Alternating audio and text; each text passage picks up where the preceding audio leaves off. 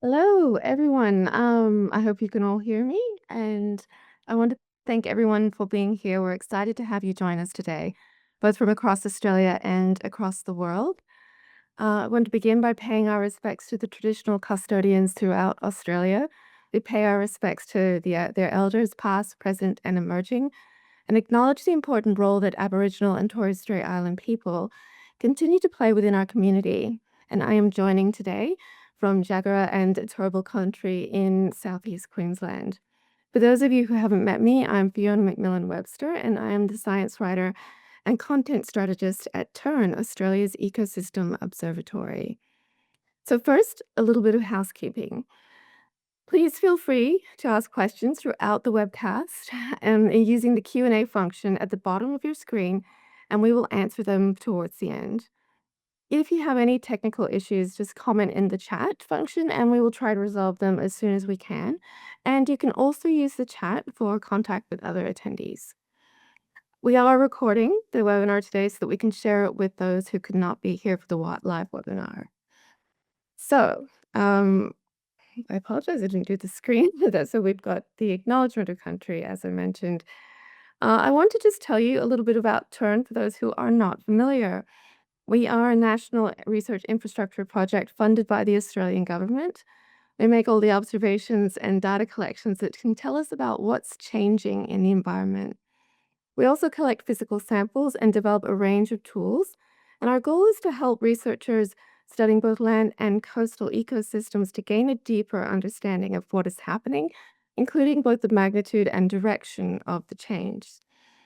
When we say infrastructure, we mean our people, our instruments, and the data. They're all covered under the definition of infrastructure. So today, this webinar brings together three researchers who are working at the intersection of environmental change and human health, and it's my great pleasure to introduce them. Dr. Ivan Hanigan, Curtin University, directs the World Health Organization Collaborating Center for Climate Change and Health Impact Assessment and leads the data and decision support theme of the HEAL National Research Network.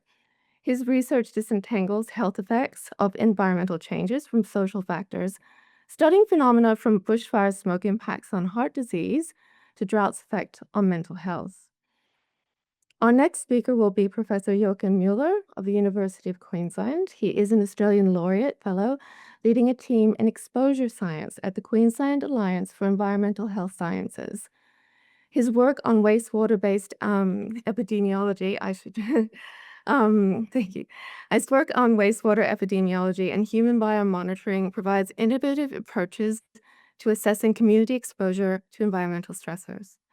And our final speaker will be Dr. Aidan Price at the Queensland University of Technology. He is a project manager of the AusN Health platform, which enables analysis of over 100 variables contributing to environmental health risk and provides vulnerability indices to identify at-risk populations. So I'm going to ask Ivan to turn on his camera so he can begin, and I will catch up with you all at the end for Q&A. Over to you, Ivan. Thank you, Fiona. And it's my pleasure to present at the TERN webinar. Can I confirm that you can see my title slide?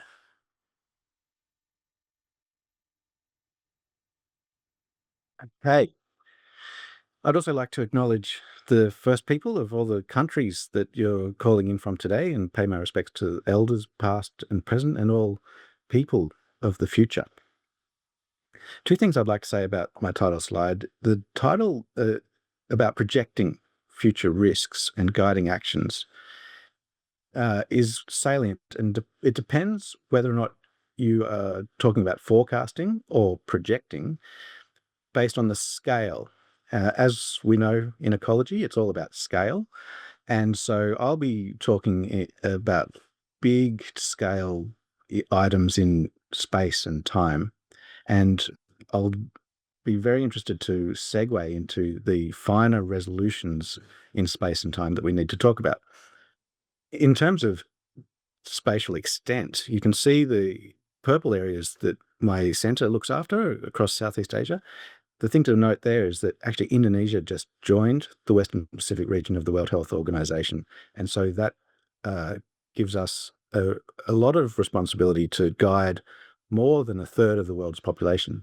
And I wanted to say that I'm really proud of my collaboration with TERN, who I believe spearheading so much of the work that needs to happen in environmental monitoring and assessment.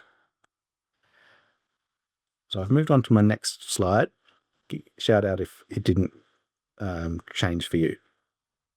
So I thought I'd start by explaining the multifarious pathways that climate change can impact on human health and refer to this really nice omnibus diagram from the World Health Organization, which summarizes this driving forces, increasing pressures on various different vulnerability factors, and the outcomes that we often see and pay attention to are the direct physiological things like heat stress. But it's actually really important and probably even a greater burden from indirect socially mediated impacts and ecosystem mediated impacts. So we really need to think like ecologists. There's interconnected webs, there's tipping points, there's alternate stable states. And I'm going to zoom out on the image and dive deeply into some of these health outcomes so that we can really understand the importance of thinking holistically and not just these direct primary health effects that the primary healthcare sector is at the front line of. That's really important, and that's where we have most of our really obvious observations of health. The kinds of injury, mortality, going to the hospital, potentially having some heat stroke, other cardiovascular related, heat related illness, things like strokes and heart attacks. And then there's a little bit of a removed pathway through air pollution. You can think of bushfires, and they affect respiratory illnesses, and you might go to hospital. But we want to keep on zooming out, and then we've got the indirect pathways. These are called secondary to move beyond the primary, not because they're not as important, but because they have this kind of complex and convoluted pathway. You can think of waterborne diseases and the catchment management system, making the treatment of water problematic. Zoonoses, so that's when you've got different changes in plant, animal, and human interactions, along with climatic variables and the spillover of animal diseases into humans, and the kinds of complex interdependencies between animals and humans when you've got things like rotavirus, which is transmitted from kangaroos to humans via mosquitoes. They aren't actually the most complex of the challenges that we face. We have also these other indirect things that are more complex still, which we call tertiary. And they include impacts on malnutrition and foodborne diseases. You can see the crops. That actually is signifying whole agricultural ecosystems and the relationships with non-agricultural ecosystems, natural and other human modified ecosystems. And the biodiversity question comes in very clearly there as well. We've got the non-communicable diseases. There's things like obesity or depression. They have pathways through a climate change impact. It becomes a risk multiplier of things. And then we've got various different pathways that we're exploring on mental and psychosocial health, psychological impacts. So I'm very proud to be able to give you an early view of a framework that I've authored and is in a book chapter coming out in May next year. It's published by the Edward Elgar Publishing Company, who do these things called handbooks. But handbook doesn't actually cover what this is. This handbook on health impact assessment is kind of a statement of where the field of health impact assessment is currently in 2026. Sorry, I'm a year ahead. That's May next year, 2026. Where we are in 2025 and where we want to be in 10 years from now. So I've been working in climate change health impact assessment for 25 years, and I can tell you all of the different things I've done fit into this comprehensive framework. And I've designed it to be modular so that we can drill into each bit. And I teach out of this. I use this to guide my research, and I train and I advocate in these different components. And one of the things about this is that not every health impact assessment needs to do every component. But if you did, it would be very comprehensive, but you can focus as well. And you can do screening of hazards and detailed evaluations of actions. Today's talk is focusing up there on Module 4, Modelling the Future and Projecting Health Impacts. Now, I want to reiterate what I said about deciding if you're going to talk about forecasting or projections. And in a shorthand way, forecasts can be called predictions, and they are often driven by a desire for accuracy and a high probability, the most likely outcome. And this cartoon is designed to show that we strive for this in economics. The Treasury is always focused on good estimates of the budget next year. And the economists do pretty well at estimating because the monetary flows can be predicted. Weather, in a lot of cases, can be predicted over the short term. We're talking days and weeks. And sometimes large-scale things like seasonal forecasts of rainfall can be done. However, what we do for decision support is more scenario-based projections based on assumptions. And there's a much deeper uncertainty budget that we have to manage, and we have to communicate uncertainty in very clear ways. We're not saying this will happen, but this is one of the projected scenarios of what might happen. And often to drive action, we do focus on worst case scenarios because we want to sound the alarm. But we've found from public health over and over again, you can't just sound the alarm. Some people will switch off, others will be terrified, petrified, and will not move when they need to. So you also need to give solutions. And hopefully everyone knows that the solutions to climate change include rapid, deep, and sustained cuts to greenhouse gas emissions for mitigation, and then adaptation in a reactive sense as well. So the key point is that I'm going to be talking about projections, which are unknowable, and you can't really say at this point in time which of the futures are most likely, but they're possible, versus predictions or forecasts, which a different set of problems as well. So this is the modularized framework. It takes us through scale in space, and this is populations and geographical areas. You can see we zoom right down in space to the micro, which is individuals, families, households, meso up through regions and countries, and macro to the globe. And then we break up time across the spectrum of past, present, and future. And these types of study gravitate towards different areas of the space-time continuum. In eco-social epidemiology, we look for generalized associations and systemic processes that affect humans biologically and also have some kind of eternal truth that we can say is causal. We strive for causal inference. We do a lot of systems thinking, and we also employ quantitative methods of reduction. You can see in 1.1.2 there, the classic regression line, but we don't believe one study. We always do multiple studies because there's variations across populations, and so the meta-analysis is really important. I'm not going to try and explain all of this. This is work that I do as a teacher. This is going to be an entire semester next year. Hopefully the students enjoy it, but as a researcher, I've enjoyed learning and developing these methods. The comparative risk assessment method is very applicable, where we can calculate the attributable burden of disease, and we can attribute the proportion of disease outcomes to certain exposures. And so we do that in environmental studies. And what I'm going to be talking about is projecting those attributable burdens out into the future to inform evidence-based decisions. And I won't be delving into this really important section 4.2, which is we call the ecologically enhanced deep sea model. Deep sea for driving force, pressure, state, exposure, effect, and action. And that really brings it all together.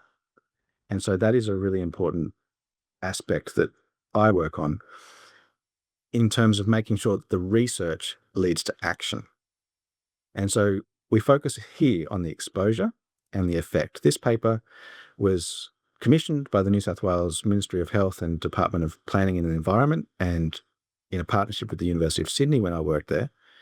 We used these highly mature analytical methods. We had very clear temperature and mortality relationships. As I said, they are considered direct and well studied. And we applied those risk effects to estimate the attributable burden, but also to modify that under a scenario where we could remove the urban heat island as a theoretical what-if scenario. And we also looked at vulnerability in terms of age, and that's a really important aspect to consider as well. Exposure assessment is one of the crucial aspects of this kind of work, and here is a diagram that talks about one of the most important climate change models for Australia, the NARCLIM model, modelling project, and CMIP6, the latest generation of global climate models. And the 5 that NARCLIM chose are in green boxes, and you can see that they've all got a range. This is for a single, what we call shared socioeconomic pathway, or SSP, into the future. These same kinds of population changes, social changes, economic changes can lead to different climatic projections based on the model you use. And then there's a regional downscaling model on top of that as well. And so there's 2 regional downscale models, 5 chosen CMIP6 models at different resolutions, 20 kilometres for the whole country or 4 kilometres in the regionally downscaled areas around Perth, Sydney and Melbourne. So that gives you an idea of the challenges that there are to doing this research. But we work with climate scientists, and we did this for that paper using NARCLIM 1.5 in that case, and one of the scenarios that's considered the worst case scenario. And we were able to make these estimates of attributable numbers. The grey line is what we observed over the recent past, given the temperatures. And we could use the urban heat island layer, which incorporated vegetation canopy cover and other things, concrete and black roofs. We also did an associated work on Aboriginal communities. And I'm going to speed up a little bit because not to go into too much detail. I think my time is running short. And I have another example that gets us into an even more complex space, which is the mental health story, suicide and rural suicide and drought. Much more complex pathway, being able to use that same kind of climate modelling approach with a hotter and drier, a warmer and least drying down the bottom, and a maximum consensus at the top there. And you need to present these things with their uncertainties. We don't know if we will follow the left-hand column, which is RCP 4.5. That's a lower emission scenario for the future. If we could get on top of the massive transformation we need to actually reduce global greenhouse gas emissions. Actually, the models there aren't very positive, because that actually would lead to increasing drought. In the drought index that I've used, which is about the length of drought, and I think that there may actually be a signal for short but intense droughts. So that's another topic. Climate change blows out into a lot of complex issues. Primarily, I want to bring back our thoughts to the primary, direct, here and now issues of heat injury, and the secondary and tertiary. And mental health cuts across these, as you can see with the kind of post-traumatic stress of events happening now, and also the anticipation of these future things that happen after 2050 and concern for our kids, and these potentially large-scale famines, conflict, and the kinds of mental health catastrophes that they would challenge us with. So this all comes together and gets packaged up in advocacy.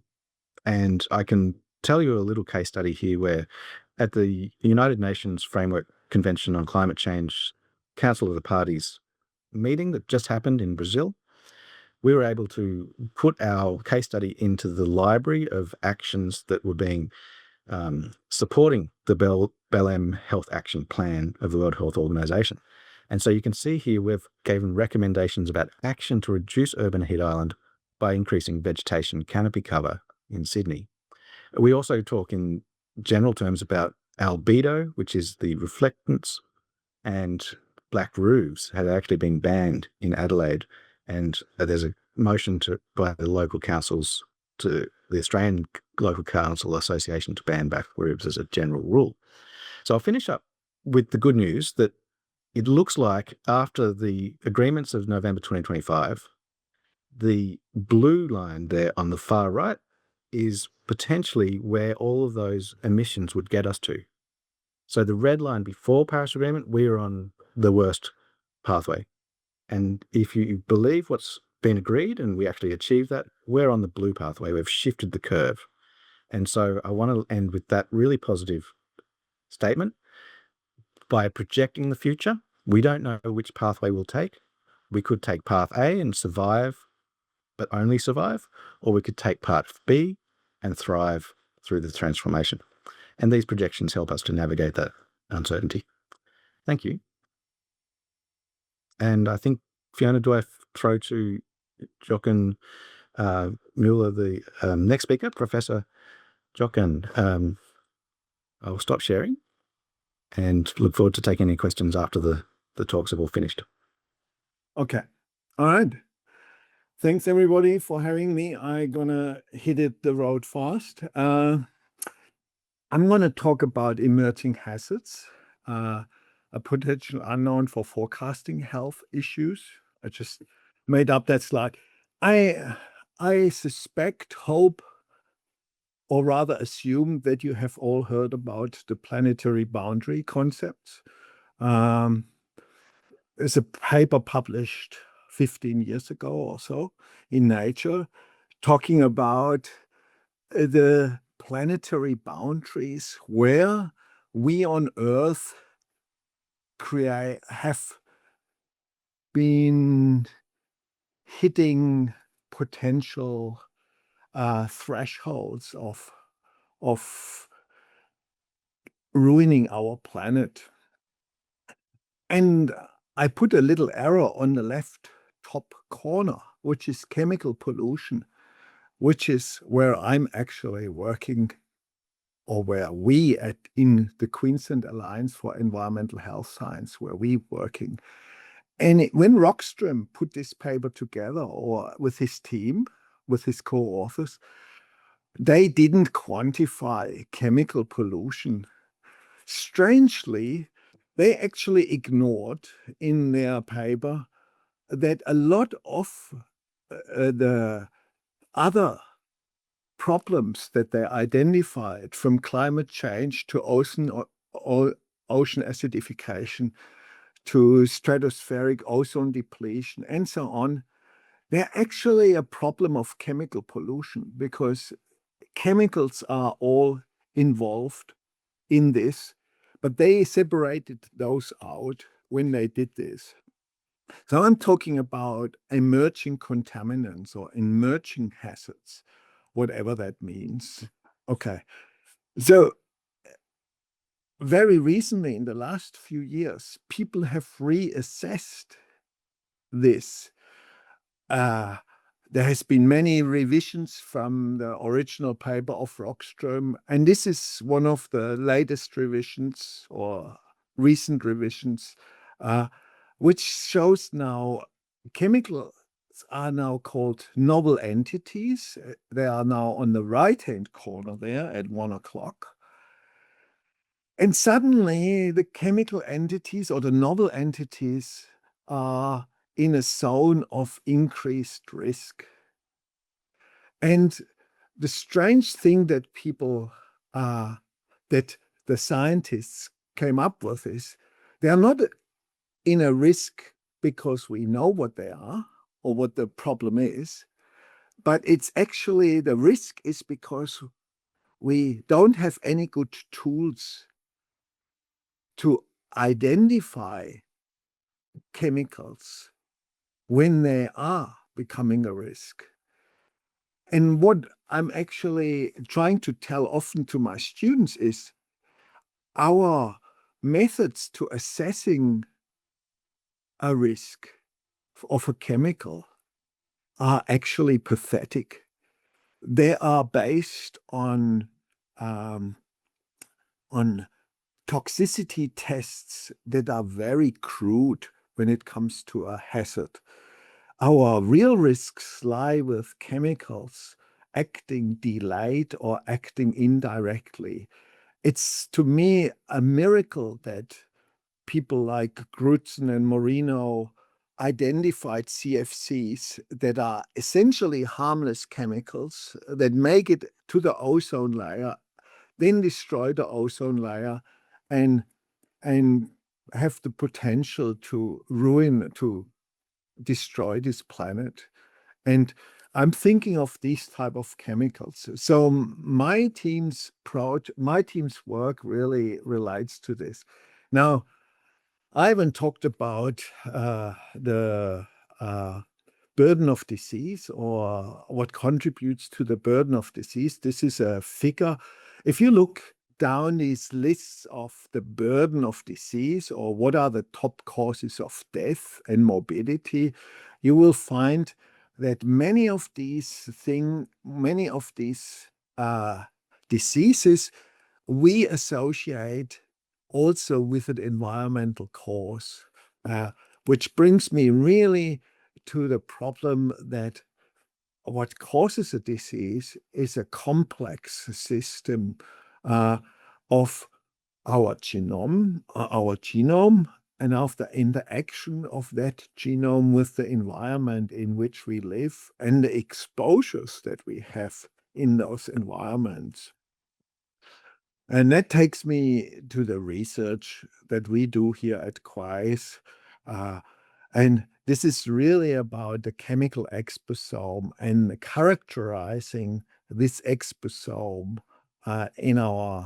including in our population, and try to understand drivers that are behind this exposome, drivers behind the exposure, and assess exposure controls.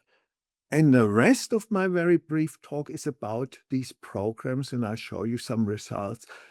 So we really started this with a human biomonitoring program in 1999 when we collected some breast milk samples and archived them and analyzed them. And these are still kept in our freezers.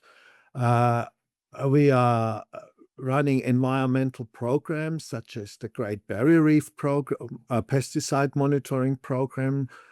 We have a national air monitoring program. Since 2009, we are running a wastewater-based program. And since 2015, one of my former PhD students, postdocs, Fisher, runs an indoor environment program, including indoor air program. So on the right side, you see these programs that we have. And in the middle of it, I put a sample archiving program. So we established a specimen bank, and we established analytical facilities. But we often also work with others around the world. And this is sort of captured in this little slide, where on the left hand is where I put a breast milk sample into a freezer in 1999.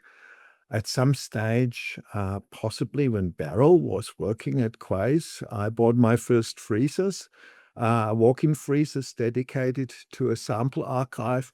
And now we have recently built a whole old building, which is just a massive freezer, walk-in freezer, with where we also try to get in liquid nitrogen archiving facilities.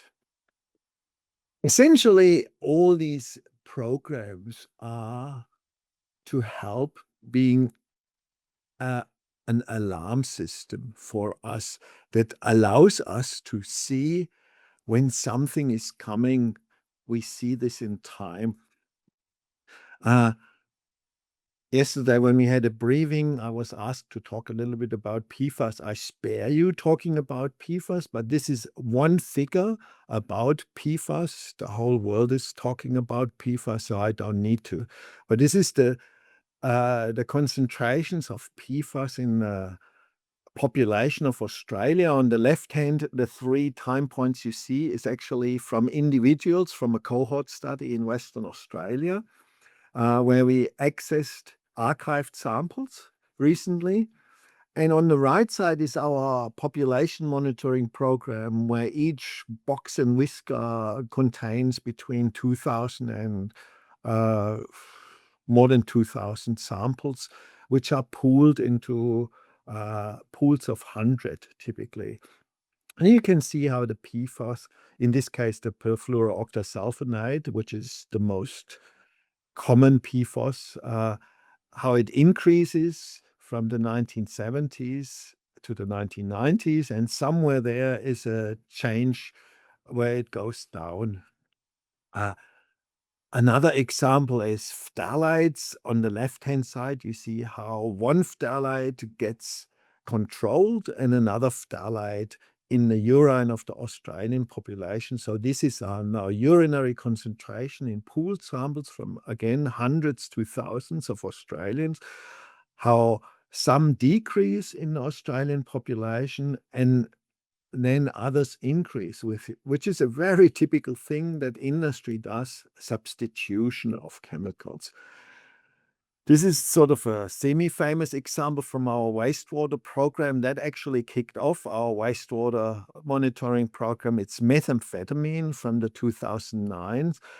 This is the start of the Ice Age, or what people call the start of the Ice Age. Methamphetamine 5-fold, 6-fold, or even more increased from 2009 to 2015, measured in the Australian population in wastewater. This is one particular site in Queensland. And only when it was really recognized, there was a control. And the reasons for that has also to do with purity, the increase in purity.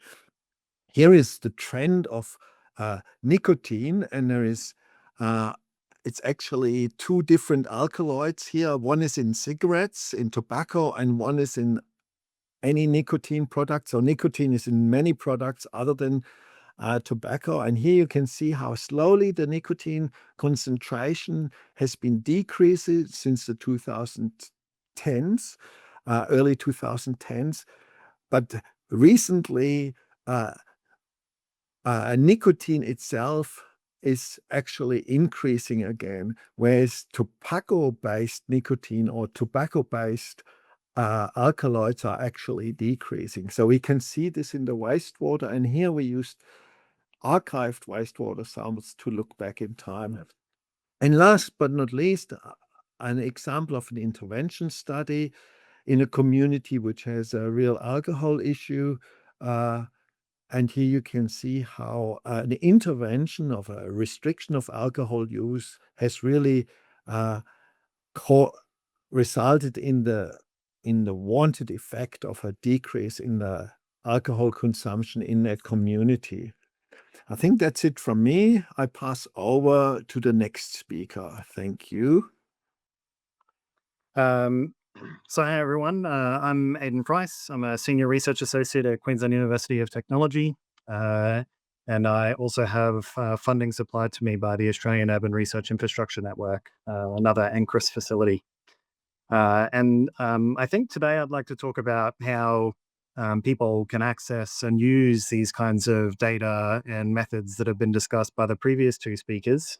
And I will say that I have a great opportunity as last speaker to be able to talk and reflect on some of the concepts spoken about, in particular by Ivan Hanigan, who also is a researcher on a project that I'll be discussing in this section.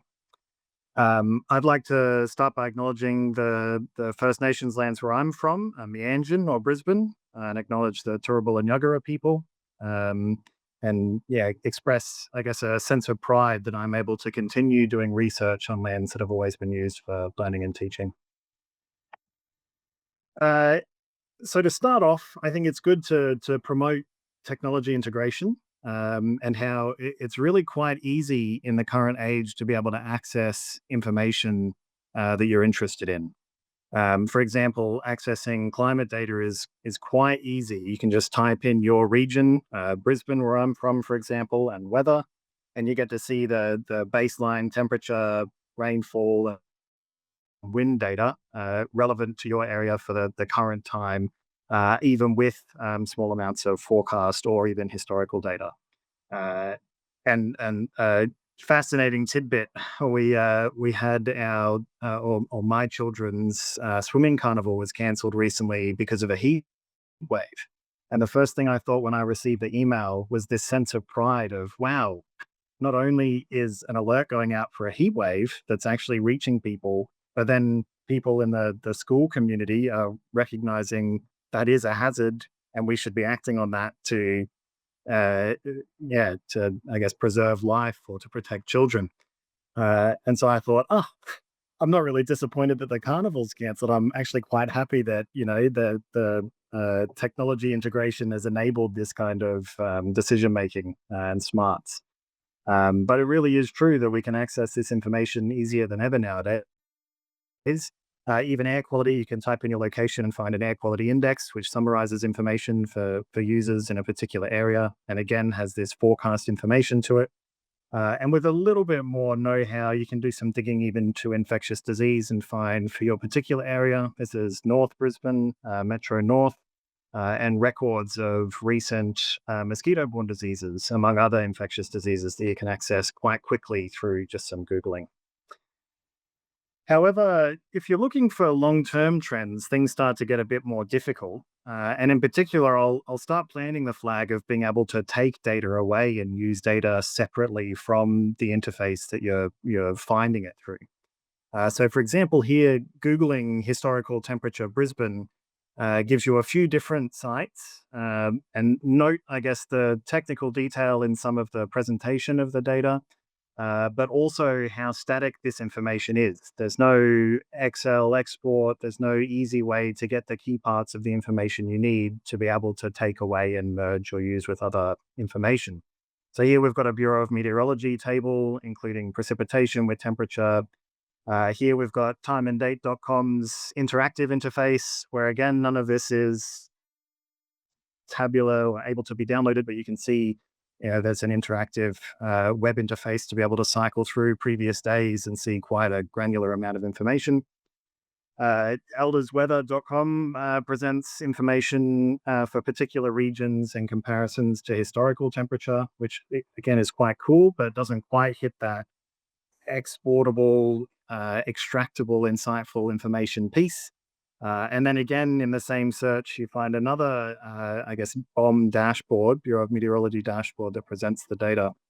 And all of these, again, hit that idea of being able to find information quite quickly, but not really to be able to integrate that with other things that you might be interested in, especially for us in the environment and health kind of intersection. If you know a little bit about the space, you can find information more directly by looking for data sets. This comes from the Bureau of Meteorology's data repository.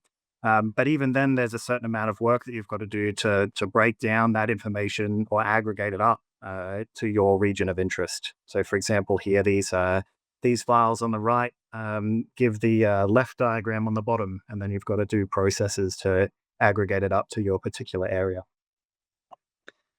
So there's some scenarios that really pull out, I guess, where I'm going with this concept. The idea that there could be some particular researcher, government member, or even member of the public who is quite interested in understanding, I guess, these interacting features. So some scenarios here are changes in temperature over the last several years, being able to understand how it's getting hotter and where it's getting hotter.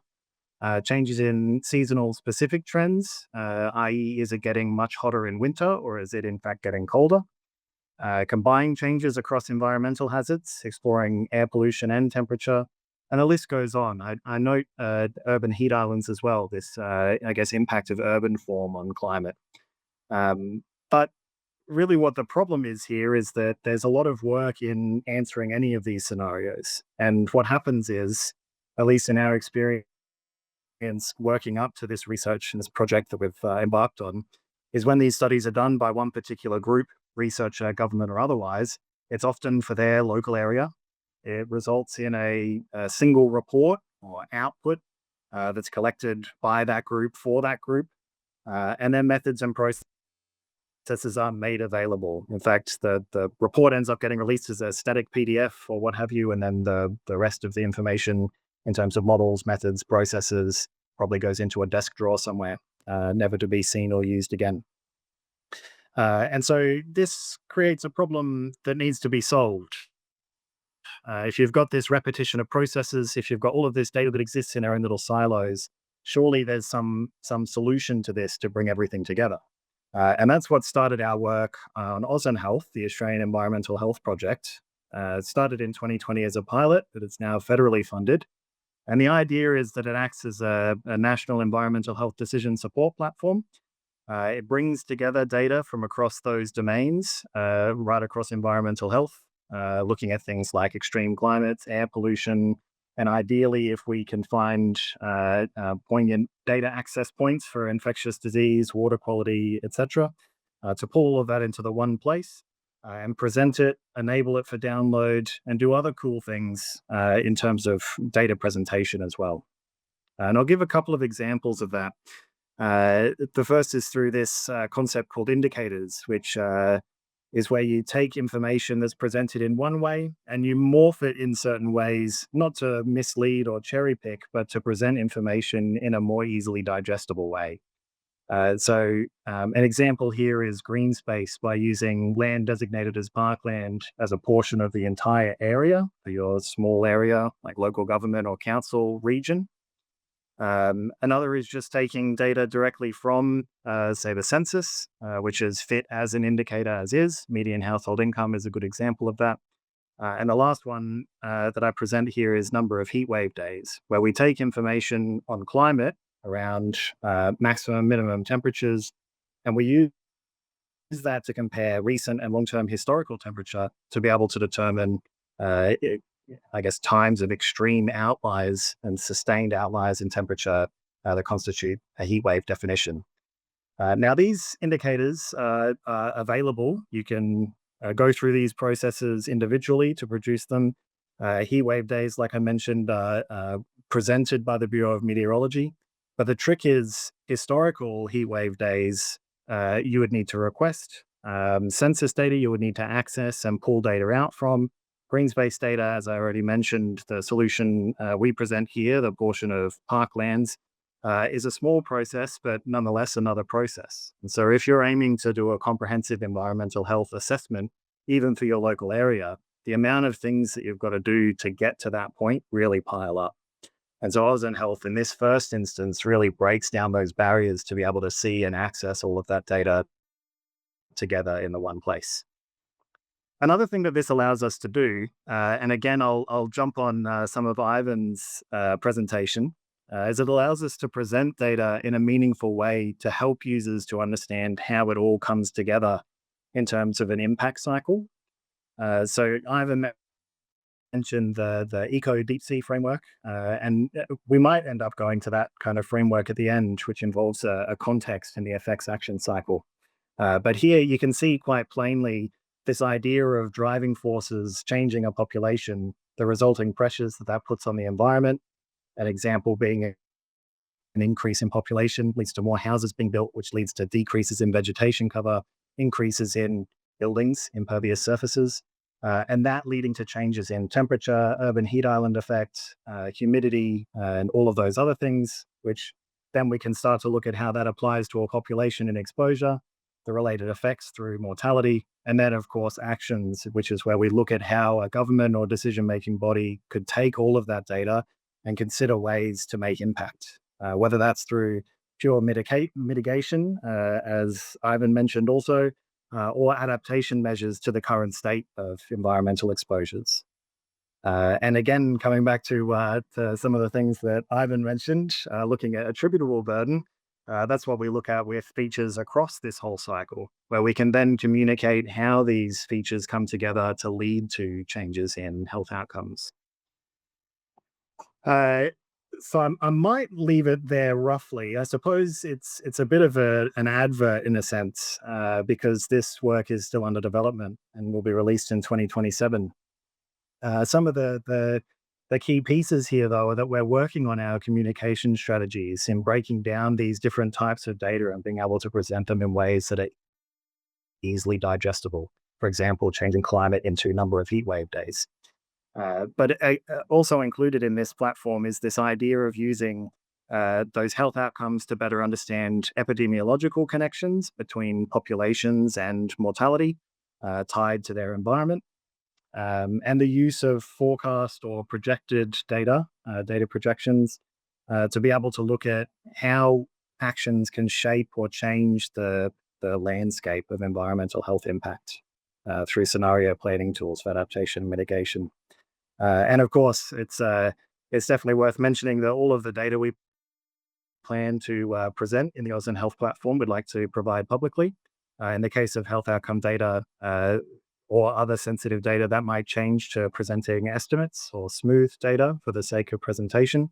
But this whole platform is designed to be able to bring all of that together and to be able to present it and translate it to all of those different user types. So members of the public can come in and see, much like I presented here, the data collected into these different pockets to help people understand, I guess, the full cycle, as well as government to help them to understand what actions they can make, particularly in this cycle, actions that can lead to observable differences in some of these driving forces, states, or exposures, rather than a kind of a nebulous solution archetype where they make a change, but they can't see the impact of that change because our data doesn't quite capture that. So we're really keen to try and connect the loop as much as we can through our scenario plans. But then, of course, for researchers, being able to provide the full comprehensive data and metadata, including processes, methods, so that that can be reused in projects around Australia. And with that, I think I'll pass back to Fiona. Thanks. Wonderful. Thank you so much to all of our speakers. Those were really fascinating talks, all of them, and obviously concerning, but I think what you all highlighted was the importance of the monitoring in order to raise the alarm, in order to, and then to make that information digestible, understandable, so that we can guide action into the future in order to veer away from those worst case scenarios, which, as Ivan had highlighted, it is possible. So I'm just going to bring up the final slide here, just to say, before we go, though, we have questions. So I will just bring that up just a second. And hang on just a sec. I'll just find the the chat room, the questions. If anybody has any questions, and from any of the talks, please send them through to the Q&A. Otherwise, we do have a few things coming in, and I will read those out. So, um, this one is for the panel. Anyone who wants to jump in, please do. Uh, as a panel, so can you respond to any of the sensitivities that are involved in getting people to contribute data, and also how Australia compares to other countries in having access to the necessary data?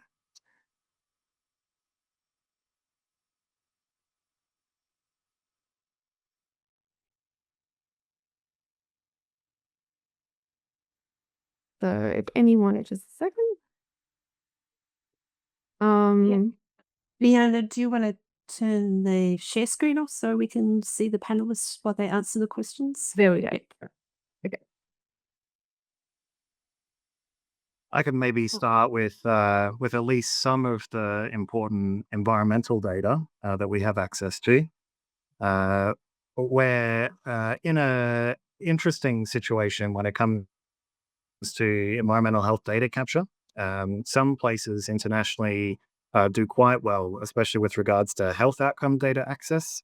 Our process is a little bit more restricted, but that's mainly because of concerns for privacy that are more apparent in Australia, where there's a lot more processes to go through to gain access to specifically mortality and morbidity data, which I don't think is necessarily a bad thing. In terms of environmental data, I think we do quite well. We've got a number of different spatial models to generate really high resolution climate data that are really relevant for Australia. And I mean, the projection data is international, so we've got good access there in terms of really looking at just climate alone.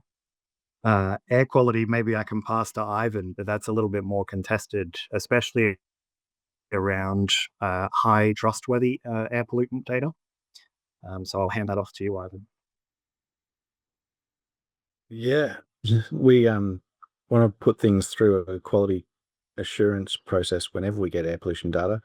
Doing environmental epidemiological studies, we spend a lot of time on the health outcome data. We spend a lot of time on risk factors that we call confounders. And invariably, the environmental exposure data is the thing that the reviewers just always criticize, comment on, argue about. They don't believe it. They want more information. They want validation, cross-validation, replication with different data sets, and bias and precision estimates. It's really, that's where the action is. And you can get things from Google that they've published some white paper that doesn't have any of those statistics in it, and people are using it for an air quality index to then guide public messaging, and an epidemiologist wouldn't touch it. So there's quite a lot of sensitivity, I'd say, around air quality. And just to reiterate what Aidan was saying about health, it's all about aggregation and the scale of the data capture and the data access. You can do burden of disease studies with smoothed health outcome data, but you can't do primary epidemiological study with that data.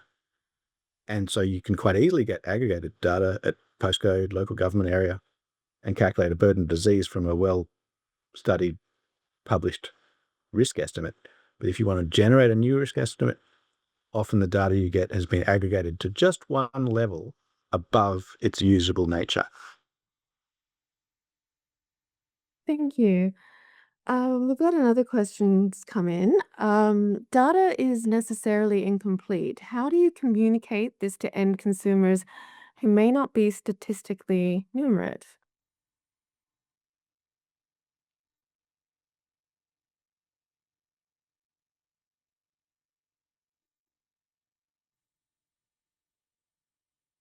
So I think this one, we were talking about being able to keep make the data that is digestible for the audiences that it's going to. For example, whether it's policymakers or others who are outside the field. So what is the challenge there for you in order to communicate that incompleteness? And I suppose you also talked about, Ivan, being able to communicate uncertainty. Does that fall into that category? Absolutely. Kind of the data literate, educated audience is fairly limited. I don't know how we I know how we try a lot. Jochen, do you have pretty open and close lines of communication by the looks of it with people in policy making and public communication? I think we really rely on that too. The communication with the policy world is where we focus. Aidan, you've got this public facing. You want to talk to the common people a lot more than we do. We want to make things available, but it's challenging. Yeah, and in our case, we've got the typical statistical quandary of just association versus causation to overcome as well, let alone missing data. Being able to say something about a population broadly when you've got data that's patchy can immediately be quite limiting, because for certain models, they require, I guess, complete data sets. And so you've got to ask this question of, do we go down roads of imputation or filling in missing data, or do we remove that data asset altogether? And so, there are plenty of issues when it comes to being able to then communicate data that's had statistical approaches applied to it. And as Ivan said, that gets more and more tricky, even the more technical you go, when people start asking harder questions about your processes that you've applied. Thank you. We've got another question, which is about Aidan's work as well. Where are the data sets for the Oz and Health available? Where can researchers access those? There's a public repository for the pilot project that I think you'd be able to find online, either through the QUT Research Data Finder or through some of our documentation, maybe through our partner organization, Frontier SI. But otherwise, if you struggle to find it, just shoot me an email and I can direct you. For the next phase of work, however, the idea is that the repository will be released fully with the platform in 2027. So again, it's a bit of a watch this space, but at that point, we'll have a fully fledged, accessible, shareable database, fully with metadata as well for each individual asset. Another quick question that we've got come in is monitoring data not reliable to be used in epidemiology? Sure. Sorry if I've misunderstood, Ivan. So this one is for Ivan. Oh, right. I think, Jochen, you would have a lot to say about this. I'm not a monitoring person. I'd like to lean on someone who's got more experience with monitoring data, but we respect the quality of the data. Look, I don't understand the question, actually. I mean, the monitoring data is what it is. It comes with all the caveats. I had an answer. I answered something on this question and answer where I say transparency, including how you do it and how you come to your conclusions, is key. The communication is always tricky. I'm somebody who doesn't go to media almost never, because I've been burned. And in my field, the media loves to tell bad news. They try to polarize, and I don't. My research is not there to polarize. It is there to provide data. So there are end users who get these data. We use, for example, we educate general practitioners. We talk a lot with regulators and so on. But I don't think I answer your question. Monitoring data per se are what they are. They're not right or wrong. They have their limitations, and they are. I think the other Aidan and Ivan pointed this out. They are just data. They don't lie, but they are not the truth either.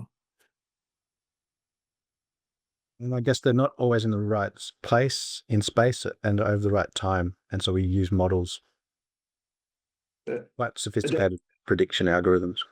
They're only as good as the questions that you develop to design your program that is to be answered. Often monitoring is done not very well because people try to answer too many questions with the same thing. I don't know how to explain that, but it's tricky. Thank Sorry, you. I'm not very good. That's all right. Look, I want to thank all of you. I'm just going to put the final slide up just because I want everyone to know about what will be coming up in the new year, and just say thank you to all of you. Obviously, there are more questions. This is a fascinating and important area. If there are further questions, please reach out to us, and we will pass them along and make sure do our very best to make sure that you get the answers that you're after or access the resources that you're interested in. So can everyone see the final slide? We've got the in 2026, we will be continuing with our webinar series. We'll begin with oases, lifelines in the desert, the critical role of oases in biodiversity and heritage. And I think that will wrap us up for now. I want to again thank you all so much for attending, especially those who were up at odd hours at different parts of the world. We appreciate that. And I would like to thank our speakers once again. Thank you all.